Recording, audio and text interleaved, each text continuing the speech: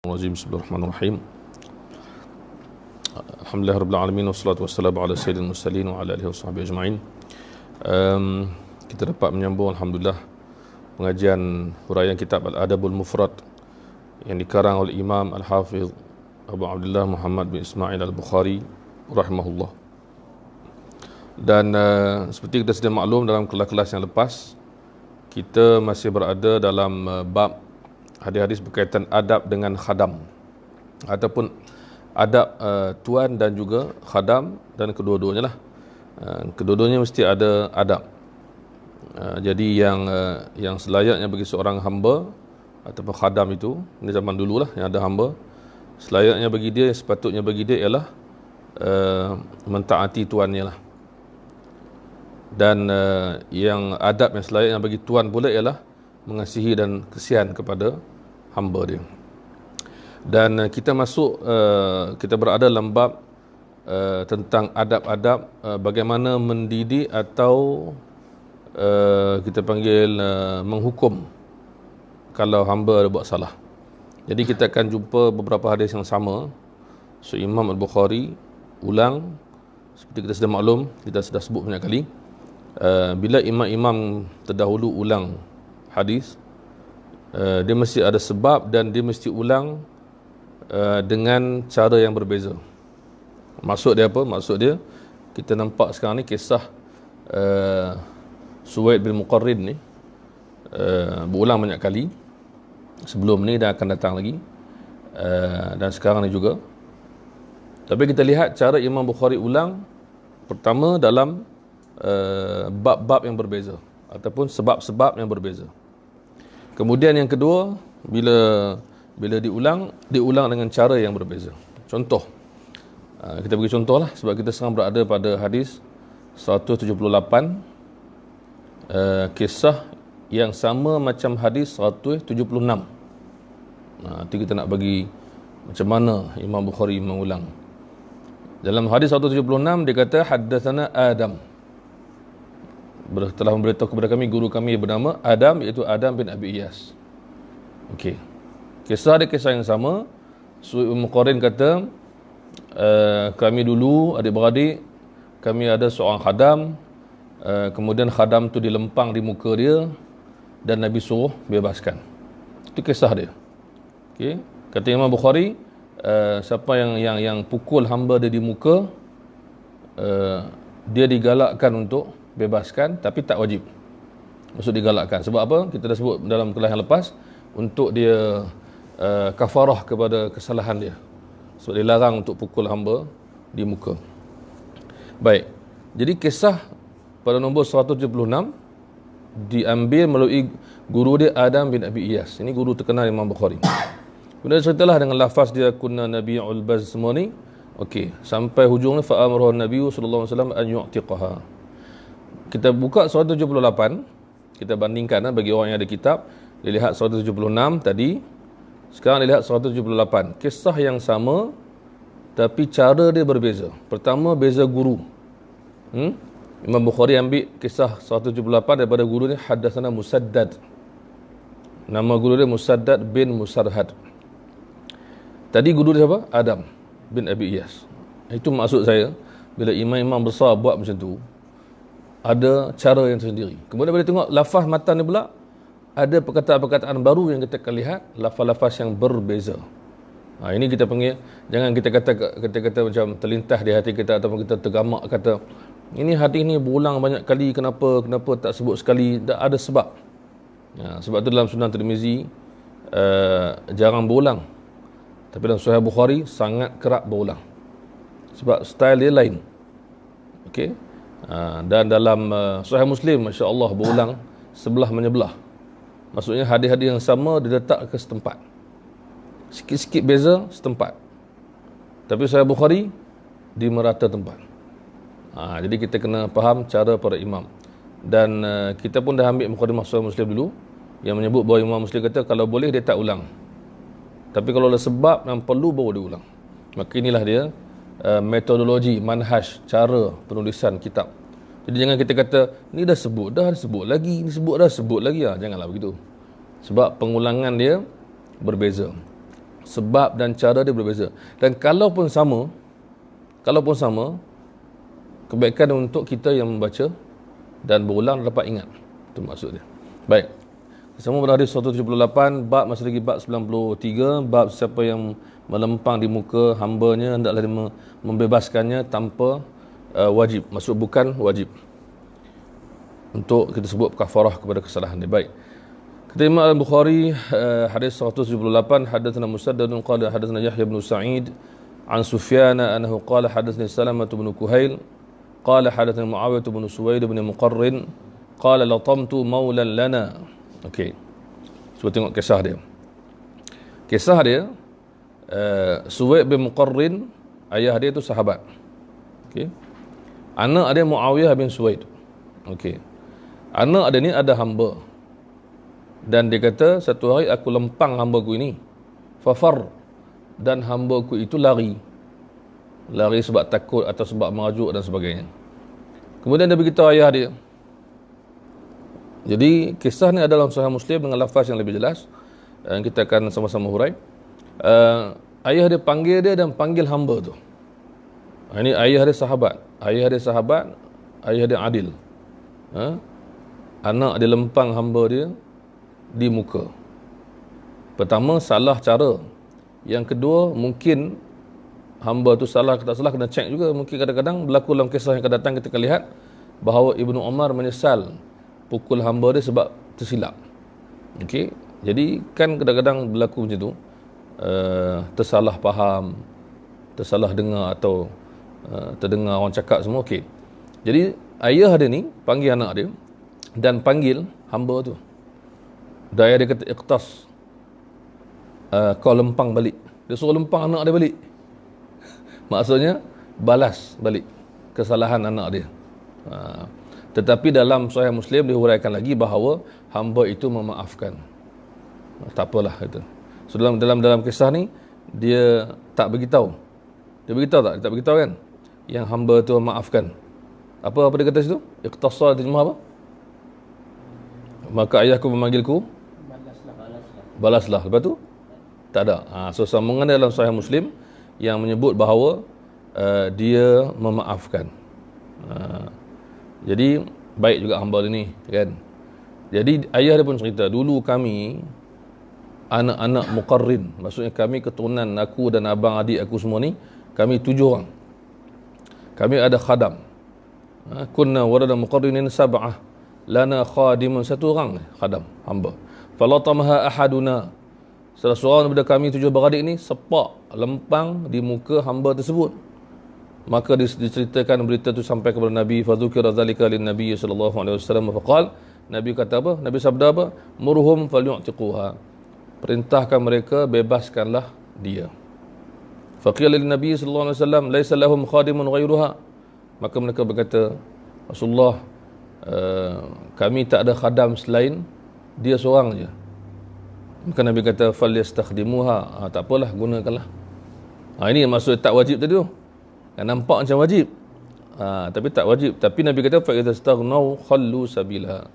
Tapi kalau dah mereka tak perlu lagi khadam tersebut, bebaskan. Jadi sekarang ni nak ambil ceritanya bahawa dilarang memukul muka, dan juga disuruh berhati-hati sebelum menghukum. Itu maksud dia. Dan digalakkan untuk buat baik dan balas balik ataupun minta maaf dengan cara membuat kebaikan. Itu maksud dia. Cerita ni akan berulang dan ataupun cerita yang lebih kurang sama akan berulang. Kita tengok hadis lepas tu, kita akan lebih menambahkan maklumat kita pasal kisah tersebut. 179 kata Imam Bukhari, hadatsana Amr bin Marzuq qala akhbarana Syu'bah qala li Muhammad bin al-Munkadir masmuka faqultu Syu'bah qala haddatsani Abu Syu'bah an Suwaid bin Muqarrin Al-Muzani wa ra'a rajulan latama ghulamahu. Ini ada seorang nama di sini, nama Muhammad bin Al-Munkadir. Ini antara tabi'i nanti kenal, yang mana kalau dia diminta baca hadis dia akan menangis dulu. Ini Muhammad bin Munkadir. Baik, dia cerita daripada Suwaid bin Muqarrin, cerita kisah yang tadi juga. dia telah melihat seorang lelaki melempang memukul muka hambanya. Okey. Faqala, dia kata, ama alimta, tidakkah engkau tahu, anna surata muharramah, bahawa pukul di muka itu haram. Dia marah, dia tegur. Kemudian dia cerita kisah dia. Kisah dia, ra'aituni wa inni sabi'u sab'ati ikhwah. Aku masih ingat lagi, dulu kami 7 beradik, ala ahdi Rasulullah sallallahu alaihi wasallam, kami di zaman Nabi. Malana illa khadim, kami tak ada melainkan seorang je khadam, seorang tu je lah. Falatamahu ahaduna, salah seorang daripada kami yang 7 ini melempang dia di muka. Fa amarna nabiyyu sallallahu alaihi wasallam, Nabi perintahkan kami an nu'tiqahu, supaya bebaskan. Maksudnya apa? Hamba ni share, hamba ni share. Maknanya seorang lempang, tapi semua kena bebaskan dia. Maksudnya bersetuju. Sebab dia share kena fikir juga. Hamba yang dimiliki oleh ramai. Jadi mereka sukarela lah, maksudnya cadangan Nabi tu. Jadi kita sama-sama bebaskan lah. Seorang aja buat salah kan. Tapi tak apalah. Kita semoga Allah ampunkan dosa ni adik kita ni ataupun abang kita ni. Kita setuju. Nabi cadangkan, eloklah bebaskan. Okey. Baik. Kemudian Imam Bukhari bawa kisah Ibnu Umar. Ini kisah Ibnu Umar yang mana dia menyesal dia pukul hamba dia. Sebab dia tersalah. Biasalah, kita manusia, kita tersilap. Kita tak tahu cerita mungkin. Kata Imam Bukhari, hadatsana Musa qala hadatsana Abu Awanah qala hadatsana Firas an Abi Salih an Zazana Abi Umar annahu qala kunna inda Ibn Umar. Kami duduk dengan Ibnu Umar, yang anak murid cerita. Fada'a bi ghulamin lahu kana darabahu. Maka dia panggil hamba dia yang dia pernah pukul. Fakashafa an dhahrihi faqala ayuji'uk. Dia tengah sakit tak pukulan tu? Maksudnya sebelum ni dia pukul. Dia kata tidak, la fa'ataqahu. Dia bebaskan. Summa rafa'a 'udan min al-ard. Kemudian dia angkat satu kayu yang ada tongkat itu, kayu. Mali fihi min al-ajri ma yazinu hadzal 'ud. Kayu kecil. Dia kata aku dengan hamba aku tadi, aku tak ada pahala pun seberat kayu ni. Maksudnya kan bebaskan hamba tu besar pahala. Kan? Maksud kita ada hamba. Kita belajar kisah Abdullah bin Umar. Dia kan hamba ramai. Dia suka bebaskan hamba. Itu tabiat Ibnu Umar. Kan bebaskan hamba pahala besar. Kan? Tapi di sini kata aku pahala sikit je dapat. Dia kata. Orang kata kenapa? Kenapa cakap ni? Sebab aku mendengar Nabi pernah bersabda, man daraba mamlukahu haddan lam ya'tih. Siapa yang pukul hamba dia dengan satu kesalahan yang dia tak buat, au latama wajhahu, atau pukul muka dia, fa kaffaratuhu ayu'tiqahu, maka kafarah dia kena buang, dia kena bebaskan. Makna bebaskan tu pada Ibnu Umar denda. So kalau bebaskan, semata-mata bebaskan, pahala banyak. Tapi sebab aku dah buat salah kat dia, aku pukul dia dengan kesalahan yang aku sangka dia buat, rupanya tidak, atau aku lempang muka dia, siapa buat begini, Nabi kata kafarah dia, denda dia, ganti dia, bebaskan. Maka dia, Ibnu Umar faham bahawa membebaskan hamba dia waktu ini tak sebanyak pahala macam bebaskan hamba dia waktu lain. Itu maksud dia. Sebab dia dah zalimi hamba dia, maka dia kena kafarah. Kalau dia bebaskan hamba tanpa sebab, itu pahala besar. Okey. Di sini dia terpaksa bebaskan untuk minta maaf ataupun membayar denda. Baik. Kita masuk bab yang baru 94, masih lagi bab khadam, iaitu bab qisasil abd. Qisas bila buat salah kepada hamba. Balas balik ataupun hukuman orang yang zalim terhadap hamba dia. Kata Imam Al-Bukhari, hadatsana Muhammad bin Yusuf wa Qabisah qala hadatsana Sufyan an Habib bin Abi Thabit an Maimunah bin Abi Shabib an Ammar bin Yasir. Ini kata-kata Ammar bin Yasir. Dia kata, la yadribu ahadun abdan lahu. Tidaklah seorang itu merotan, memukul hambanya. Wa huwa zalimun lahu, sedangkan dia zalim. Maksud hamba dia tak salah, dia pukul juga. Illa, kecuali apa? Uqida minhu yaumal qiyamah. Akhirat hari kiamat, dia akan dibalas balik. Maksud balas hari kiamat ialah diberikan pahala kepada orang yang pukul orang yang kena pukul. Ini macam hadis muflis tu. Ada Sahih Muslim, Nabi tanya sahabat, muflis tu apa? Sahabat kata muflis di dunia ialah yang tidak ada dirham dan tidak ada dinar. Maka Nabi kata muflis sebenar ialah orang yang bawa amalan banyak tapi dia telah memaki hamun orang itu ini, dia telah zalimi orang itu, dia pukul orang itu, dia menumpahkan darah orang, maka dia ambil pahalanya, dia beri kepada mereka. Jadi ini kita panggil muflis yang sebenar. Dia Ammar bin Yasir kata, siapa yang pukul hamba dia sedangkan dia zalim, hamba dia tak salah, akhirat dia akan diambil pahala dia, dia akan dibalas. Jadi ini kita panggil keadilan Allah Subhanahu Wa Taala. Jadi Ammar bin Yasir cakap macam ni pasal hari akhirat, bermakna dia ambil daripada Nabi sallallahu alaihi wasallam. Jadi kita tak boleh tolak kata-kata sahabat semata-mata kerana dia kata-kata sahabat. Sebab sahabat ada dua keadaan. Sama ada pertama dia sebut hadis Nabi, dia tak sebut sabda Nabi. Yang tu banyak berlaku. Macam kes ni dan kes yang lain banyak. Ataupun yang kedua, dia beritahu sebagai pemahaman dia terhadap nas Quran dan hadis. Maka sahabat ni ulama. Sebab tu bila Nabi sebut dalam hadis, alaikum bisunnati, hendaklah kamu ikut sunnahku. Nabi tambah lagi, wa sunnatil khulafa, dan ikutlah sunnah para khalifah, maksud para ulama. Kerana khalifah-khalifah itu mengambil daripada Nabi. Jadi Nabi berikan, ini kita panggil para ulama yang layak boleh ijtihad. Itu maksud dia. Jadi hadis ni menunjukkan jelas bahawa bahaya bila kita buat zalim kepada orang lain sedangkan dia tuan, hamba tu khadam hamba, pun dia akan dipertanggungjawabkan. Itu maksud dia. Baik. Ada lepas tu Salman Farisi pula, sahabat Nabi yang lain. Dan Salman Farisi ni dia tidaklah sampai ke tahap dia umur dia beratus tahun macam disebut-sebut dalam beberapa tulisan ataupun disebar-sebarkan. Imam Az-Zahabi dalam Sirah A'lam Nubala menyemak balik benda ni dan mendapati umur dia meninggal lebih kurang 80-an saja. Kisah yang digembar-gemburkan umur dia panjang tu kisah yang tak ada bukti. Sebab dia kan mencari agama yang benar. Dia kan Salman Farisi, dia berpindah daripada kitab ke kitab. Akhirnya sampai Nabi dah hijrah ke Madinah, baru dia datang ke Madinah. Dan dia bekerja sebagai hamba.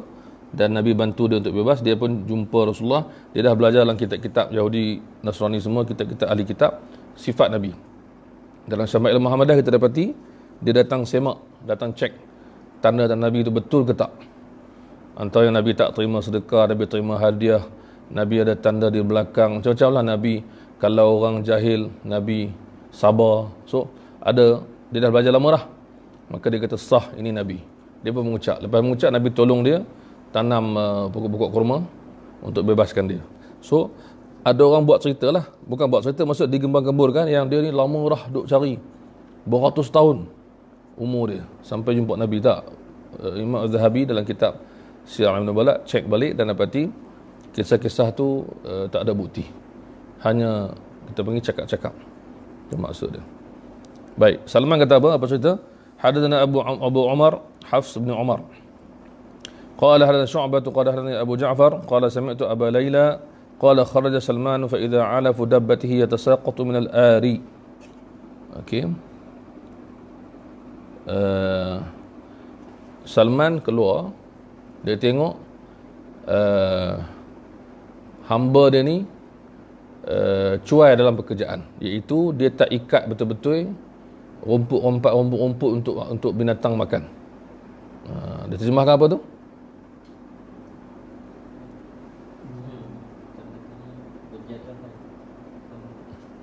Jatuh. Dia memberi makanan kenakannya lalu berjatuhan dari tempat penambatan. Jadi dan makan kenakan. ini Indonesia apa? Kan. Jadi makanan kepada hamba, kepada binatang-binatang dia bertabur berselerak. Jadi hamba dia ni tak pandai buat kerja. Kan? Dia marah lah. Kan? Dia pun kata kepada hamba dia tu. Tengok kata-kata dia. Kata-kata dia marah, tapi pengajaran bagi kita bagaimana sahabat ni cukup jaga. Tak nak buat zalim. Apa dia kata? Laula anni akhaful qisas la auja'tuka. Kalaulah tak kerana aku bimbang di akhirat aku dibalas balik, pasti aku akan pukul kau. Kerana kau buat macam ni, kerja tak teratur, berselerak macam ni, makanan datang aku, rugi.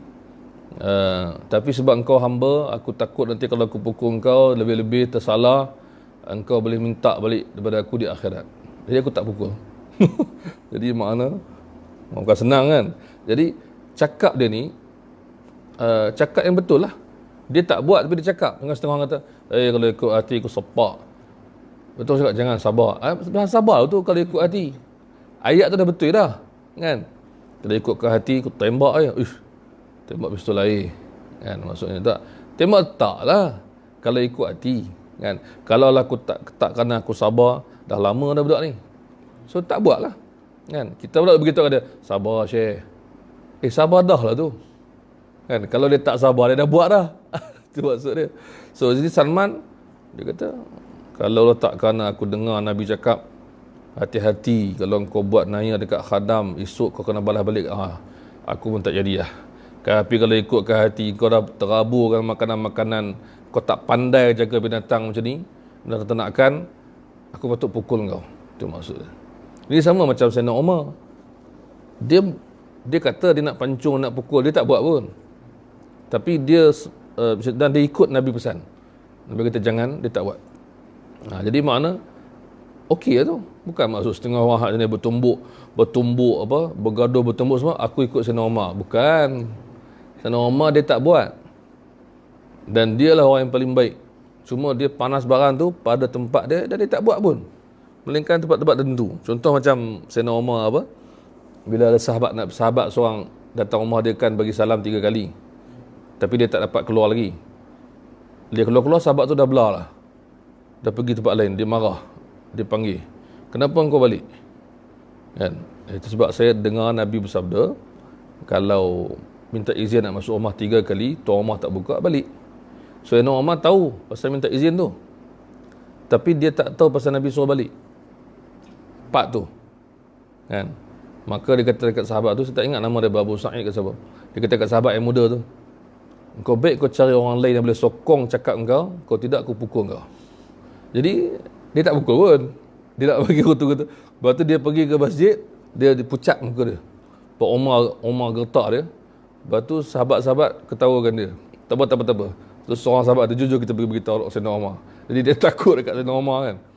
Jadi pergilah. Umar kata, aku bukan tak percaya, aku nak tahu pasti. Dia tak buat pun kan. Jadi bukanlah maksud semua orang nak tunjuk dia hebat tu dia kena bergaduh dulu tak kan. So dia tahan marah. So sama kalau aku kan, aku mesti akan sebab engkau dah sakitkan hati aku kan, aku suruh kau jaga menatang ni bagi makam, kau berterabur, sakit hati aku, kau patut balas kat kau, tapi tak jadilah. Kau bimbang nanti kena balik. So ini power. Ini yang Nabi sebut dalam hadis kan, orang yang kuat ialah orang yang menahan diri ketika marah. Kan? Orang yang lambat marah Nabi puji. Orang yang marah dan tahan Nabi puji juga. Kan? Sebab tu Nabi SAW dia akan berubah muka dia. Tapi dia tak buat lebih. Dia tak buat apa, dia berubah muka dia. Dia tak suka, dia berubah. Kan? Dia berubah. So bila Nabi cakap satu benda,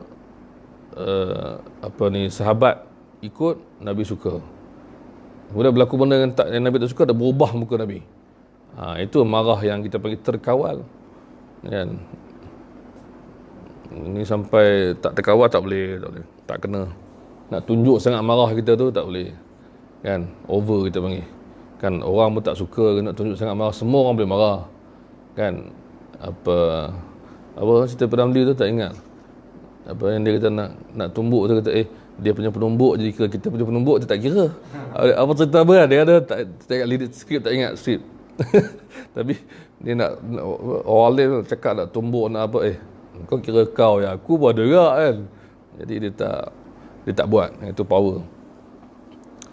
Kemudian lepas tu kita tengok macam mana bukan setakat itu, Imam Bukhari bawa satu hadis yang lebih umum yang melibatkan haiwan. Ini cantik.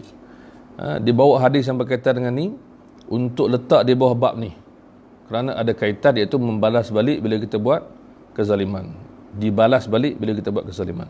Kata Imam Al-Bukhari, hadatsana Abu Rabi', qala hadatsana Ismail, qala hadatsana An abihi an Abi Hurairah radhiyallahu anhu an Nabi sallallahu alaihi wasallam annahu qala. Sabda Nabi sallallahu alaihi wasallam, kata Abu Hurairah, la tu'addun al-huquqa ila ahliha. Kamu hendaklah menunaikan hak-hak kepada pemiliknya. Dan kamu pasti akan ia pasti akan berlaku. Maksudnya kalau tak berlaku di dunia, di akhirat akan diberikan, dipulangkan. Itu yang masalah tu. Kan? Kamu perlu menunaikan hak. Maksudnya kalau di dunia tak dapat, di akhirat dia akan dapat. Jadi hati-hatilah, itu maksudnya. Dan sampai Nabi kata hatta yuqada lisyatil jamma min asyatil qarna. Sampai dibalas balik untuk kambing yang tak ada tanduk selepas sebab dia ditanduk oleh kambing yang bertanduk. Bergaduh, kemudian yang bertanduk ni sedaplah ada tanduk. Dia pun buat naya kepada kambing yang tak ada tanduk. Dia akan dibalas balik. Kan? Walaupun setahap tu, sama-sama binatang, dia adili. Jamak ni maksudnya tak ada tanduk.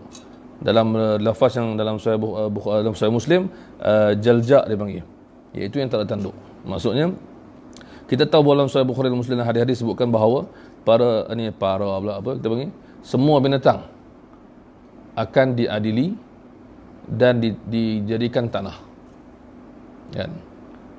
Maksudnya dia tak ada dah, lepas tu dia ada adili, dia bukan mukallaf, dia bukan taklif, dia tak ada disuruh apa-apa, tapi disebabkan dalam kehidupan masyarakat dia tu, dia bermasyarakat sama dia zalim, dia tetap dibalas, kemudian dia boleh di tanah. Sebab tu orang kafir bila tengok benda tu di akhirat, orang kafir ya laitani kuntu turaba. Orang kafir bila tengok neraka disediakan kepada mereka, dia kata kalaulah aku boleh jadi tanah macam haiwan-haiwan. Itu maksud dia. Ya laitani kuntu turaba. Tapi tak dapatlah. Baik. Baik. Kita ambil satu lagi hadis 184. Lepas ni 15 186. Okey, kita cuba habis bab 94 ni.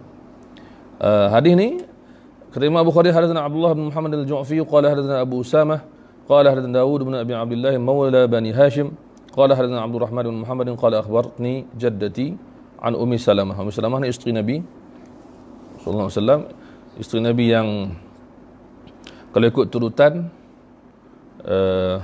Khadijah, Saudah, Aisyah, Hafsah, Ummu Salamah. So dia turutan dia kelima lah.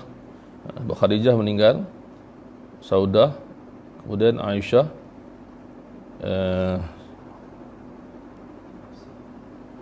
sebelum Ummu Salamah, Hafsah, sebelum tu Zainab binti Khuzaimah.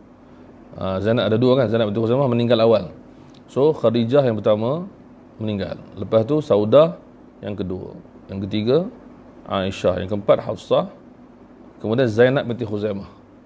Itu meninggal awal, meninggal sebelum Nabi. Lepas Nabi kahwin lebih kurang sebulan rasanya, ke setahun, tak ingat. Baik, yang keenam ialah Ummu Salamah. Nama dia Hindun. Dan menarik masa dia kematian suaminya Abu Salamah, Nabi, maksud hadis Nabi suruh doa, gantilah yang lebih baik daripada apa yang ada kan. Maka dia kata dalam diri dia, siapa lagi baik daripada Abu Salamah kan? Kemudian Allah kahwinkan dia dengan Nabi, dapat makbul doa dia, lebih baik daripada Abu Salamah. Confirm lagi baik. Kemudian masa dia nak kahwin, dia beritahu Rasulullah, saya ni anak ramai, anak kecil-kecil, saya pula kuat cemburu. Nabi kata apa? Anak ramai insya-Allah Allah bagi rezeki, cemburu Allah akan hilangkan. So dia, dan dialah isteri Nabi yang paling akhir meninggal. Daripada semua isteri Nabi, dia yang paling akhir meninggal. Itu maksud dia. Dia apa tu? Betul, yang paling awal meninggal Zainab kan? Zainab binti Jahshin. Yang paling akhir meninggal, inilah dia, Ummu Salamah, yang pernah menasihati Nabi dan bagi pandangan sebanyak hadis dia. Ini hadis dia. Dia kata ketika Nabi di rumah dia, dia panggil khadam dia, dan khadam tu lambat, maka nampak marah di muka Nabi sallallahu alaihi wasallam. Suruh buat kerja, suruh buat tugasan, suruh pergi buat apa kan, tapi lambat, maka Nabi berubah muka dia. Ini kita tadi tu, berubah muka dia, tapi tak ada dah marah-marah pun kan. Muka berubah. Ummu Salamah ni bijak, dia terus pergi cari, dia jumpa rupanya hamba tu duduk main, dia leka bermain.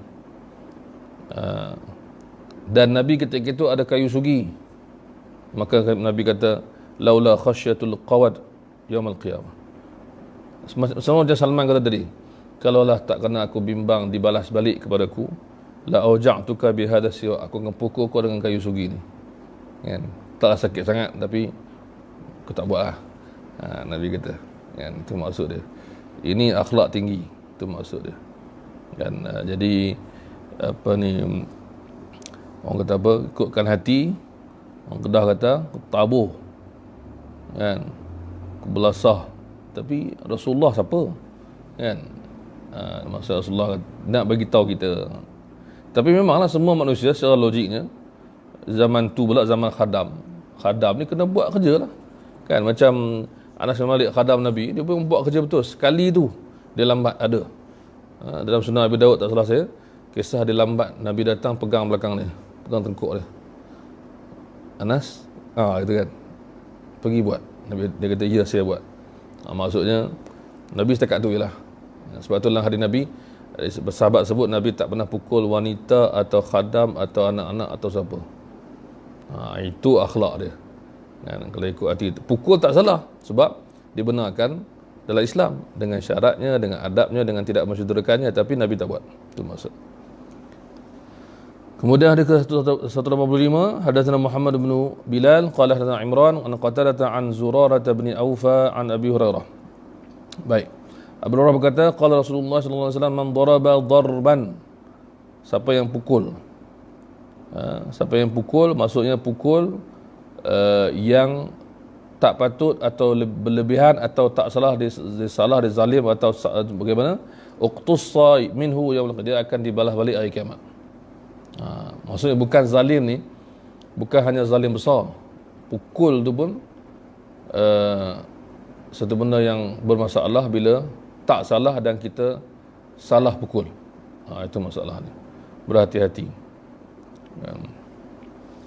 Kemudian 186, okey, hadis yang terakhir dalam bab ni, sebelum nanti kita akan masuk bab pakaian hamba pula. Itu lagi menarik.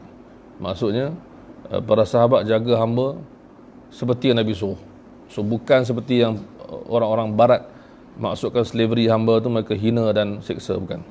Baik. 186, hadatsana Khalifatu qala hadatsana Abdullah bin Rajab qala hadatsana Abu al-Awwal. Khalifah nama dia, bukan khalifah ni khalifah mana pula, nama dia khalifah. Kan kita sekarang ni kumpulan khalifah lah, bulan rock khalifah kan, bukan khalifah Amirul Mukminin ni. Ini nama dia Khalifah bin Khayyat. Ini guru Imam Al-Bukhari dan guru para ulama yang besar, masya-Allah. Khalifah bin Khayyat, dia khalifah ni. Khalifah beritahu aku, itu guru dia, hadatsana Abdullah bin Rajab qala hadatsana Abu al-Awwam an Qatadah an Abdullah bin Syaqiq. Qatadah ni kita tahu tabi'in yang terkenal juga. Masya-Allah, dia buta dan dia hafiz. Dan bila jumpa guru dia kata, aku tak sangka Allah cipta makhluk macam kau. Aku tak pernah terbayang Allah akan ciptakan makhluk seperti kau. Hafaz semua. Kan? Itu yang kagum bila kita jumpa orang hafal ni, kita kan, dan kita tengok dalam video internet banyak budak-budak hafal Quran tu kan, yang hafal ikut baris, boleh beritahu baris ke berapa, muka surat berapa, atas perkataan apa, tengah perkataan apa. Sampai syekh tanya soalan menangis kan, nak buat apa yang orang hafiz Quran dah, kita kata hafiz, kalau hafal ayat dah hafiz dah. Ini dah macam photographic memory, ingat semua. Itulah imam-imam dulu, ingat semua. So kita hari ni insya-Allah lupa semua. Baik. Kemudian dikata Abdullah bin Syaqiq daripada Abu Hurairah, an Nabi sallallahu alaihi wasallam qala man daraba darban zulman. Ini maksud hadis awal tadi. Cuba tengok kenapa Imam Bukhari ulang hadis yang hampir sama. Ini satu lagi point. Pertama, hadis atas kita tengok sesiapa yang pukulan kepada seseorang. Okey. Bawah ni ada perkataan zulman, secara zalim. Patutlah dibalas.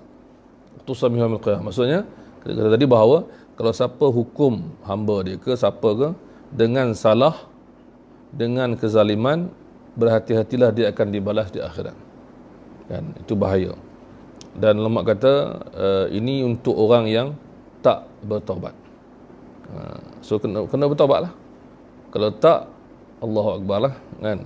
Macam mana dia boleh sebab tu kita sebut dalam sebelum ni bahawa haram adalah hadis 40 kita sebut bahawa tak boleh tumpahkan darah sesama muslim. Nak jawab macam mana akhirat esok? Kecuali ada sebab dihukum ikut mahkamah oleh kerajaan. Tapi kalau semata-mata tumpahkan darah, ada hadis sebut bahawa tumpahkan darah seorang manusia muslim secara zalim lebih besar dosa daripada menuntuhkan Kaabah. So makna bila datang bab ni kena hati-hatilah. Soal hukum orang, soal zalim tumpahkan darah orang dengan izin syarak. Kalau tak ada, kalau berlebihan bimbang. Pukul anak di atas dasar dia buat salah, adakah sampai ke tahap mencederakan, adakah sampai ke tahap kena hati-hati. Sebab tu sebagaimana dibenarkan, begitu juga diberikan amaran. So ada hadis benarkan pukul. Contohnya kalau anak tak sembahyang umur 10 tahun ke atas, pukul macam mana? Bukan pukul secara zalim, kan? Bukan smackdown dia sampai KO. Dia buat salah kecil, kan, kita bubuh sampai lebih-lebih, tak boleh, kan. Jadi makna satu benda yang cantik bila Imam Bukhari bawa dua lafaz, atas Abu Hurairah, bawah Abu Hurairah, tapi ada lafaz zulman, secara zalim. Itu penting. Baik, 95 ni berapa hadis ya?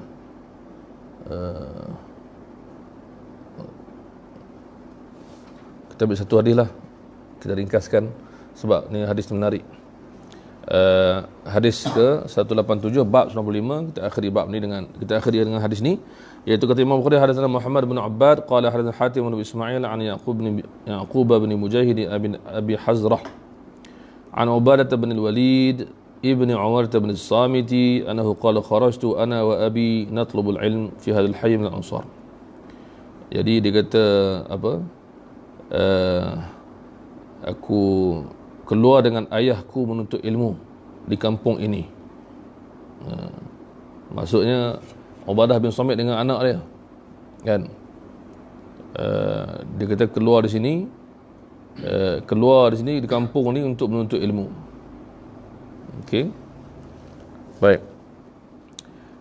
Qabla an yahlaku, okey, sebelum mereka musnah, maksud sebelum tempat tu ada apa berlaku wallahu alam, tapi satu masa dahulu dia pergi.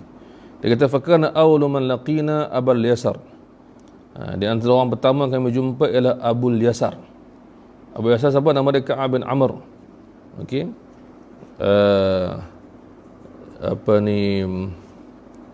Disebut di sini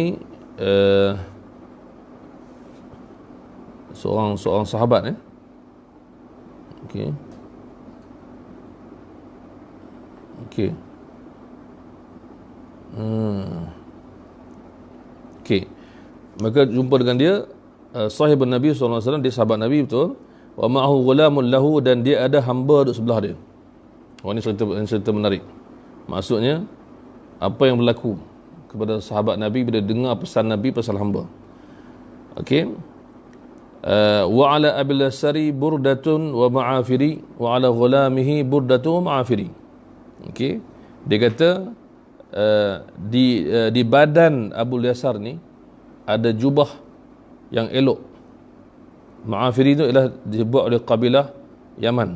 Okey. Maksudnya disebut sini satu pakaian kain elok, itu maksud. Sama ada kain dia pakai di badan atau dia pakai di pinggang, yang penting dia ada pakaian yang elok. Tengok-tengok hamba dia pun ada pakaian yang sama. Sepatutnya hamba ni taklah pakai macam tuan. Logik lah, kan? Bukan nak menghina, tapi mestilah lain, kan, kalau ikut adat dia. Faqultu lahu ya ammi, aku berkata wahai pakcikku, law akhadta burrata ghulamika wa a'taytahu ma'afiriyak aw akhadta ma'afiriyahu wa a'taytahu burdatak kanat 'alayka hullatun wa 'alayhi hullah. So dia kata kenapa engkau pakai macam, kenapa kau bahikan dua pakaian tu, dan kau boleh pakai dua lapis yang elok. Maknanya dia pakai satu jubah yang mahal, satu lagi kain yang murah. Macam itulah, dipasang-pasangkan gitu. Maka kenapa kau tak ambil, engkau pakai sama pakaian kau 2 lapis ataupun dua pasang, dia pula 2 pasang yang agak murah sikit. Itulah kenapa dia duk tanya kenapa tak buat begitu. Kan? Maka dia mengusap kepalaku. Dia mengusap kepalanya. Kan? Maksudnya hamba dia. Wa qala Allahumma barik fi. Ya Allah, Tuhanku berkatilah untuknya. Ya ibn akhi, wahai anak saudaraku. Dia nak beritahu kenapa dia buat macam tu. Sebenarnya dia ada pakaian yang macam cantik, tapi dia bahagi dua dengan hamba dia. Dia boleh pakai sepasang pakaian cantik, hamba dia pakai sepasang pakaian biasa, tapi dia bahagi dua. Macam itulah. Maka dia kata, wahai anak saudaraku, sama ada anak saudara betul atau tidak, maksudnya dipanggilan begitu. Basara aynaya hatani, mataku melihat, 2 mata ni melihat. Wasami'a udhunaya hatan, dan 2 telingaku mendengar. Wa'ahu qalbi, dan hatiku memahami.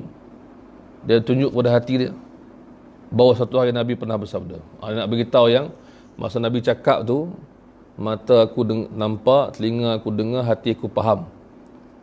Ini semua kata ulama nak menegaskan dia pernah dengar, betul-betul dengar. Itu maksud. Memanglah siapa tak percaya dia sahabat Nabi, tapi dia nak beritahu penegasan. Ini berlaku pada Nu'man bin Bashir, sahabat Nabi yang kanak-kanak. Ayah dia pun Bashir, sahabat. Bila dia beritahu hadis, dia beritahu telingaku dengar, mataku lihat. Dia beritahu untuk keyakinan, ketegasan. Sedangkan mereka sahabat Nabi tak bohong. Itu maksud dia. Baik. Nabi bersabda, at'imuhum mimma ta'kulun. Wahai hamba-hambaku yang ada khadam, bagi makan mereka apa yang kau makan.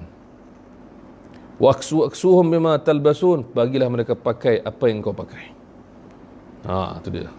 Jadi makna bukan sesaja aku buat macam ni, wahai anakku, wahai anak saudaraku, wahai budak, aku bukan buat sesaja buat macam ni tau. Nabi pernah pesan, aku nak amalkan. Walaupun kau nak bagi pandangan apa kata kau, apa kata kau tak, ini apa kata Nabi. Itu maksud dia. Kan? Wa kana an u'tiyahu min mata'id dunya ahwanu alayya min ayat khudha min hasanati yaumil qiyamah. Ini cantik ayat ni. Ayat ni tak tahulah saya nak terjemah tepat ayat cantik, mungkin ayat dalam buku lebih cantik.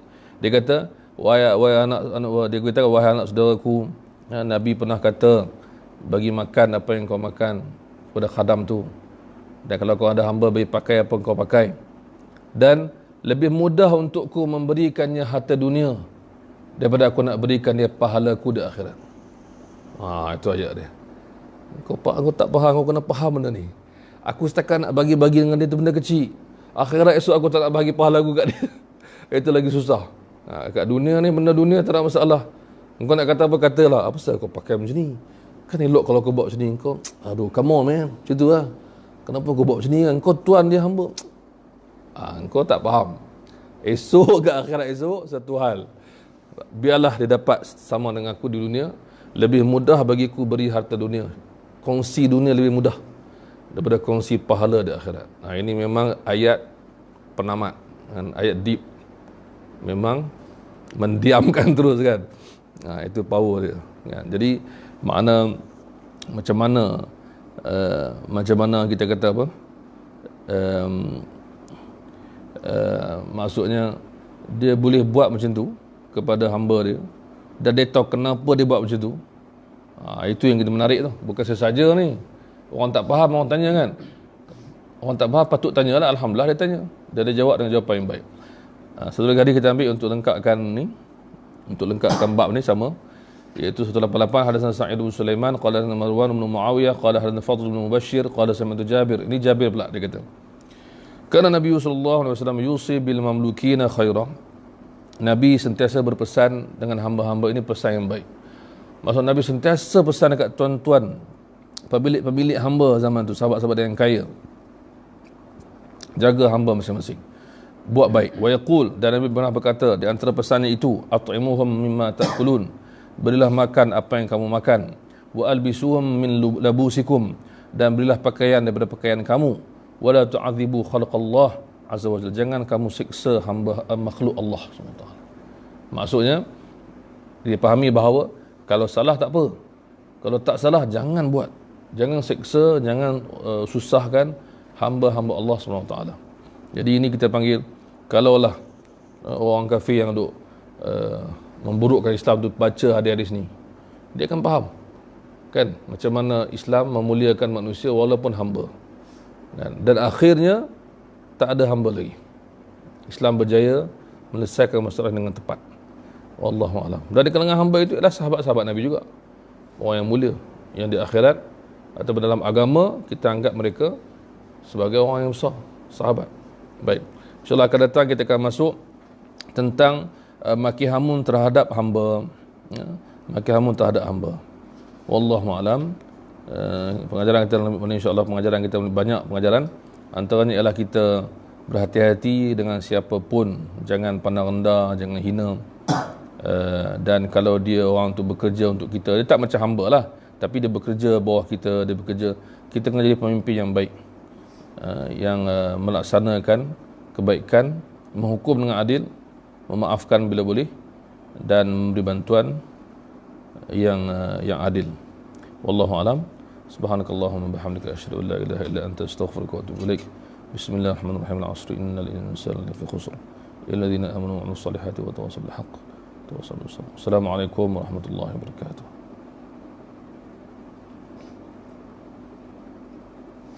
Ya. Abang maksud hadis Nabi yang kata Nabi lebih sayang kepada umat dia daripada sahabat tu, sayang macam mana? Yang tu Macam mana tu? Nabi lebih sayang kepada umat dia Hadis yang mana? berbanding dengan para sahabat. Hadis yang mana tu? 7 kali tu kan. Yang 7 kali. 7 kali bahagia. yang, Satu yang, surah di Rahim. yang mana yang Nabi kata akhir zaman akan ada Tarjih raya. golongan yang Bukan. apa, golongan yang selalu ingat dia Ikhwan. sayang. Oh, itu Sahih Muslim. Riwayat lain pun ada. Tak, bukan maksud itu. Maksudnya ialah bukan Nabi sayang dekat kita lebih sahabat, tak. Nabi nak beritahu yang umat yang tak sempat jumpa Nabi tu nak jumpa Nabi. So mereka tu yang sayang dekat aku. Kan? Dan orang kata apa, Nabi kata apa? Mereka sanggup korban apa saja nak jumpa aku. Mereka datang selepas kamu. Kan? Jadi makna nak beritahunya dari segi orang yang jumpa Nabi dan sayang Nabi normal. Ini tak jumpa Nabi tapi sayang, situ lebih. Bukan maksud kita lebih daripada sahabat, tak. Semua ulama sepakat sahabat lebih daripada semua lebih kita. Ustaz cakap yang Nabi tu lebih sayang dekat umat daripada sahabat. Ish, kan sahabat pun umat dia juga. Macam mana nak cakap orang lebih sayang kat umat akhir zaman lebih ada Abu Bakar Siddiq? Tak boleh lah. Tak logik lah Abu Bakar Siddiq. Macam tetapi juga sayang macam mana? Nabi sayang lah, sebab Nabi sayang dari segi Nabi sayang sahabat di depan mata, tapi Nabi sayang umat yang tak nampak. Dari segi tu je. Tapi dari segi Abu Bakar Siddiq, Umar, Osman, Ali, macam mana kita nak lebih? Kan di zaman Nabi orang tanya Nabi siapa Nabi paling sayang, Nabi kata Abu Bakar, apa ni, Aisyah dan ayahnya, Nabi kata kan. Kita pernah dengar dalam Al-Quran dan Raqabah. Tempat lain itu di dalam budaya Melayu pula kita punya dengar hamba, kita punya dengar sahaya. Apa beza dua itu, Ustaz? Wallahu alam, dia perhambaan ni sama. Raqabah ni merujuk kepada leher tu, sebab dimiliki. Abd merujuk kepada dia milik tuan dia tu memiliki dia. Hamba sahaya sama dalam yang saya setakat saya tahu digunakan dalam bahasa lama. Hamba sahaya tu ialah hamba. Dan Raqabah tu ialah hamba sahaya. Dia tak beza hamba lain sahaya lain, dia hamba sahaya. Sebab hukum hamba abdi dengan hamba sahaya itu sama je dalam fiqh. Saya dalam fiqh saya tak pasti sama ke tak, tapi dalam bab hamba diceritakan digunakan istilah yang sama. Maksudnya sama. Dari segi hukum mereka dia sama. Dari segi pemilikan, pembebasan, ubah milik, pindah, jual beli. Dalam bab fiqh, kalau bab hamba tu sama ya. Saya pernah dengar dia beza dia ada kontrak. Mhm. Ini dia ada kontrak. Dia boleh minta untuk bebaskan diri dia dengan secara kontrak. Maksudnya dia panggil mukatab. Hamba mukatab. Dia hamba ada banyak lah nama sifat-sifat hamba tu. Antara ni ialah mukatabah ni. Mukatab ni dia hamba yang dia deal dengan tuan dia untuk dia bayar dan bebaskan diri dia dengan bayaran. Macam Salman Farisi. Ada juga hamba yang dia panggil apa? Yang kita jumpa sebelum ni. Mudabbar rasanya. Yang dia hanya bebas lepas tuan dia mati. Dia ada juga. Ada hamba yang orang lain bebaskan dia, bukan tuan dia. Ada hamba yang tuan dia bebaskan dia. Ada hamba yang yang lari, dia kena hukum. Jadi kalau macam tu kontrak tu merujuk pada mukatab. Maksudnya dia deal dengan tuan dia. Tuan dia kata okey aku bebaskan kau dengan syarat engkau bayar sekian-sekian, engkau buat sekian-sekian macam Salman buat tu. Bagaimana pula kalau abdi itu atau hamba itu daripada usara, daripada tawanan perang? Jadi hamba memang daripada tawanan perang. Antara nak dapat hamba tu daripada tawanan perang. So sekarang ni hamba yang sedia ada, kalau selepas zaman tu mesti perang saja.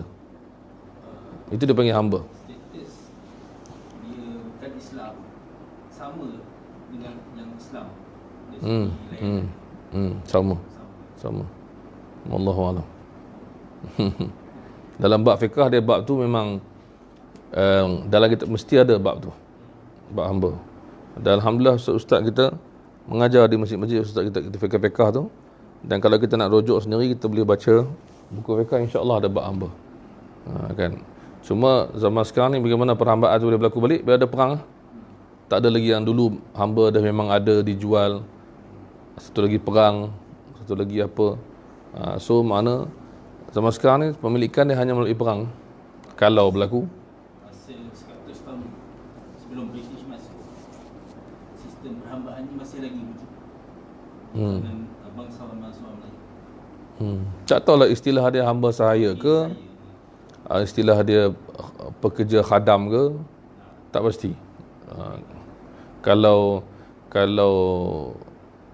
hamba maksudnya dia boleh dijual, boleh dibeli, boleh dibebaskan. Kalau ada macam itulah. Kalau sekadar bekerja atau pekerja, tu anda tak tahu macam mana status dia. Kan? Kalau bekerja maksudnya dia taat. Dia berbayar, taat dan setia. Cuma tak tahu hamba tu adakah dia hamba dalam kitab fiqh atau dia sebagai pembantu.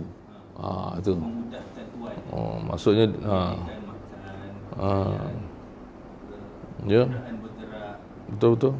Macam mana tu kalau ikut zaman dulu dalam Melayu, raja-raja Melayu tu ada benda tu? Ada Maksudnya dari segi hamba atau pembantu? pembantu. Oh. Untuk noble, untuk bangsawan, Ya. darah-darah tertentu.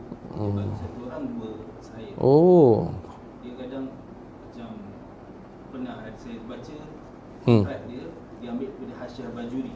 Dia hukum tentang abdi. Okey, so dia hamba abdi ya? Abdi kan? Dia ikut fiqh. Masya-Allah. Lepas tu kalau maksudnya sama ada dibebaskan ataupun dia kekal lah, ikut suka dia lah. Kontrak tu kata macam mana? Maksudnya Saya pun tak pasti. Tulisan dia jauh dalam. cantik ya. Betul. Maknanya dia memang hamba abdi. Gambar abdi. Mengikut. Sampai 19 lebih Bawah abu tak ada. dihapuskan. Sebab British masuk. Syok. Allahu a'lam. Seronok kita kaji bab tu.